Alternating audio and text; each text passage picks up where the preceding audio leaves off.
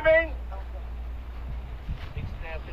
BBC Main, good luck po sa inyo lahat. Pakikabog. 631, BBC Main, Concepcion, 1, 2, 3, release. O, dahan-dahan lang. Ayan po mga ibon nyo, mga idol. Ayan po sila, pakikabog.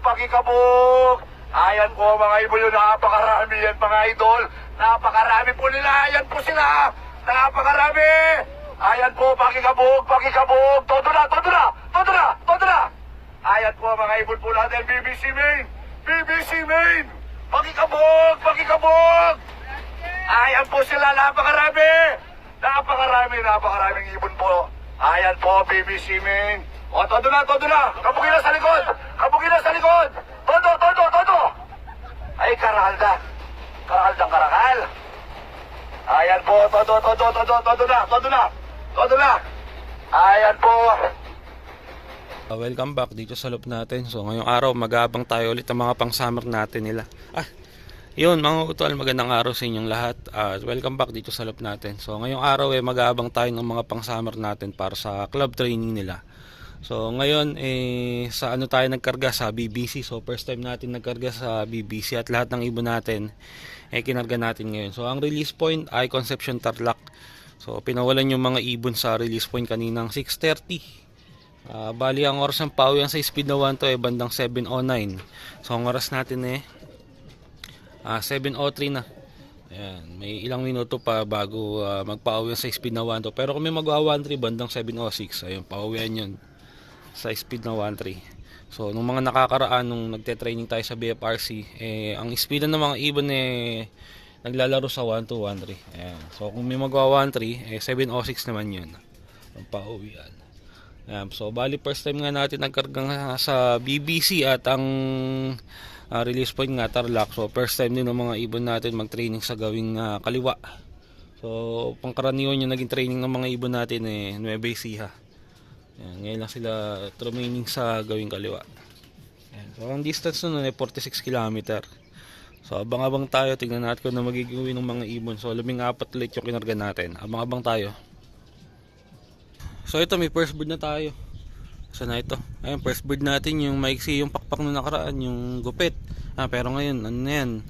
Bunot na yung pakpak niyan Yung isa tumubo na, tas isa hinugot ko na, patubo na rin. Ngayon lang nag first bird to. Yung pinupuling ko na blue bar white plate na hanggang ngayon wala po. So wala nang 1-2 yung speed na ito kasi 7:13 na. So first bird namin si white light kanina, dumating siya sakto 7:09. Kaso naiklak ata 7:11 na. Pura palipad Pasok.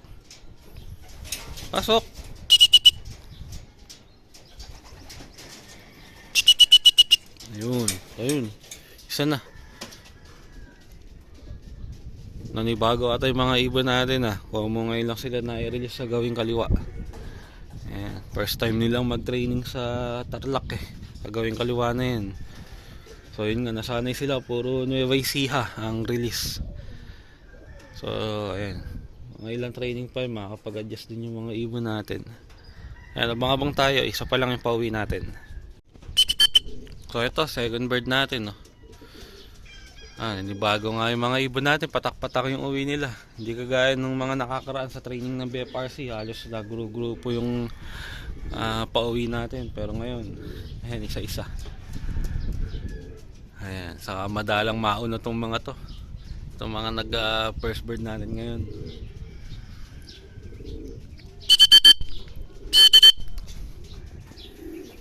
Ito yung natin, yung bata na na inage Repaisa. Ito natin pinupuling ko. Rin na nga. Ayan, galing sa south. Galing sa likod yung libon. Dalawa ko.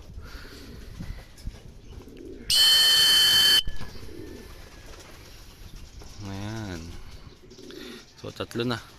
Na-late na masyado tong pinupuling natin.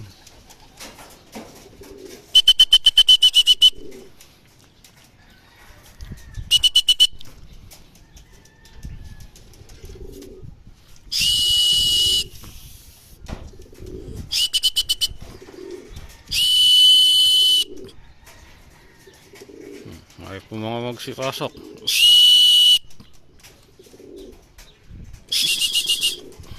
Nakasok. Ang isa oh. Ayan.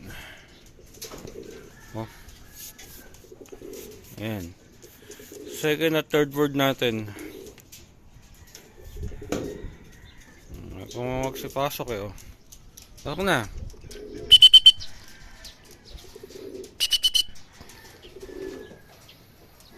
Ayun.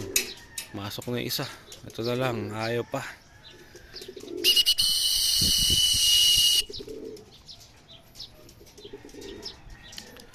Ayan, tatlo na yung pauwi natin sa 14. Kulang pa tayo ng 11. So, ayan.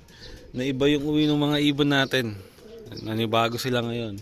So, abang-abang pa tayo doon sa 11 natin. Ito.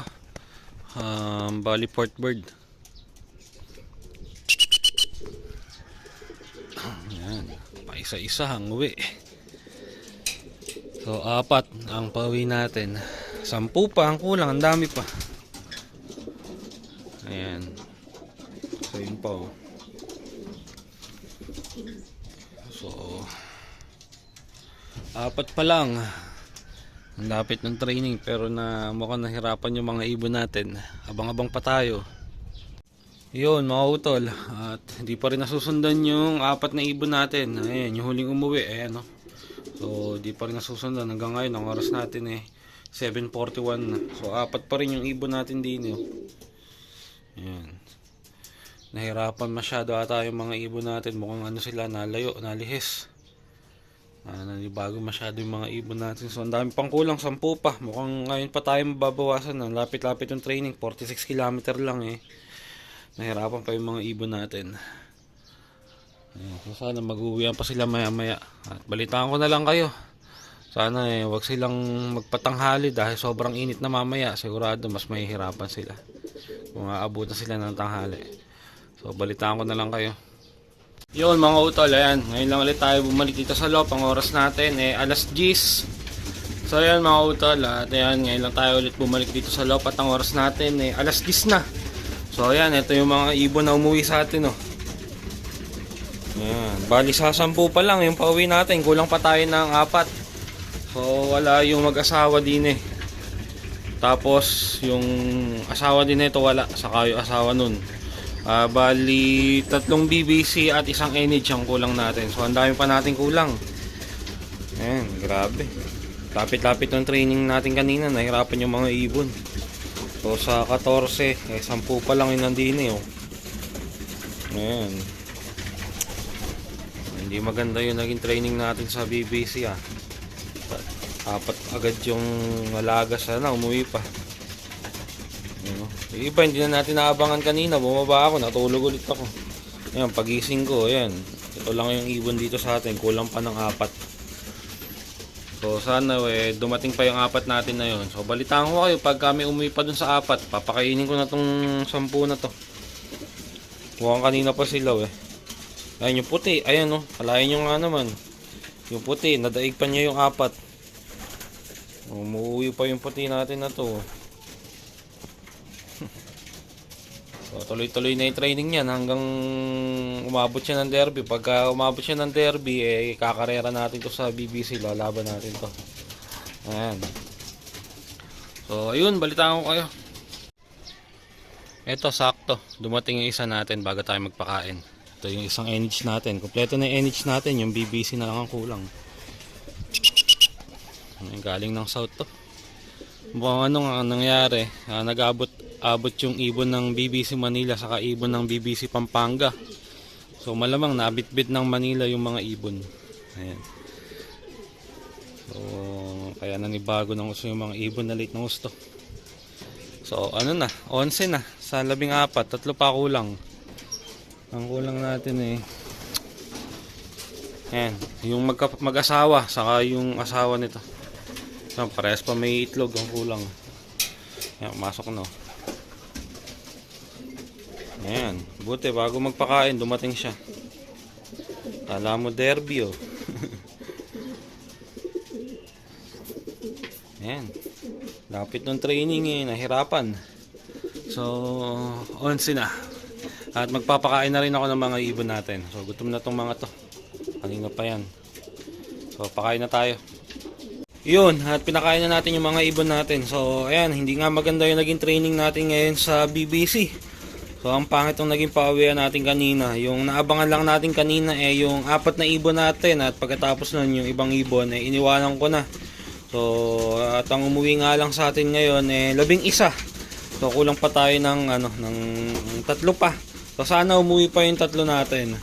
At yan, napakalapit lang ng training natin. Conception Tarlac lang, pero ayun nga, nahirapan yung mga ibon natin. So malamang nga, nabiyabit yung mga ibon papunta ng Maynila. Sa tingin ko, nagkabot-abot yung release ng BBC Manila, saka yung release ng BBC Pampanga. Kasi yung BBC Manila kanina, 6:28 pinawalan, tapos yung BBC Pampanga, BBC Main, 6:30 naman pinawalan. So sa malamang yon, nag-aabot sa area yung mga ibon. At ayan, nagkabit-bitan.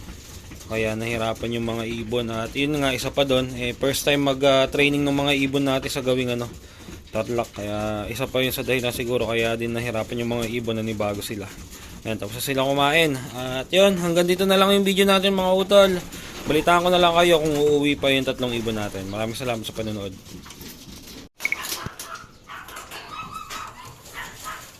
Ayan, ito isang ibon natin na BBC. Kulang na lang tayo ng dalawa, isang BBC, bali 2 BBC ang kulang natin. Checkered white light, saka yung 12 feather, asawa nito. 12 na yung pauwi natin sa 14. Ito yung pang 13 nating ibon. Ayan, mukhang kanina pa siya, ang oras natin ngayon 12:21 na. So isa na lang ang kulang natin, yung 12 feather na lang, yung BBC hen. So kompleto na yung all bird natin, kompleto na rin yung NH natin. Kulang na lang tayo ng isang BBC. So 13 out of 40 na tayo. Ayan, buti nag-uuwian naman sila. Ayan, ano nga lang siguro na layo lang sila kanina. Nabitbit to ng papuntang Maynila. Ang mga pauwi galing ng Maynila. Pero buti yan, nag-uuwian yung mga ibon natin at isa na lang ang kulang. Yung 12 feather na lang. Ayan, balitaan ko na lang kayo kung makukompleto yung ibon natin.